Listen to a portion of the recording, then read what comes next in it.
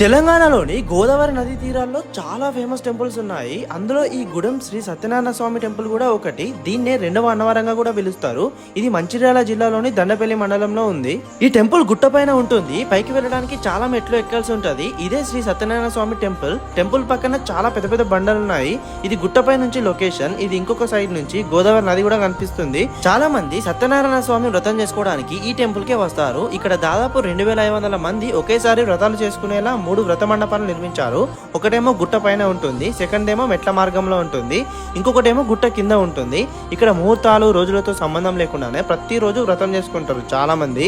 మనం మెట్లెక్కే దగ్గర ఒక ఆంజనేయ స్వామి టెంపుల్ కూడా ఉంటుంది. చాలా మంది ప్రజలు ఇక్కడికి వచ్చి హనుమాన్ మాలలు వేసుకుంటారు. ఈ టెంపుల్ కి ఉమ్మడి ఆదిలాబాద్ జిల్లా, కరీంనగర్ జిల్లాల నుండే కాకుండా తెలంగాణ మొత్తం నుంచి చాలా మంది వచ్చి గోదావరిలో స్నానం చేసి గుడెం గుట్టకి వస్తారు.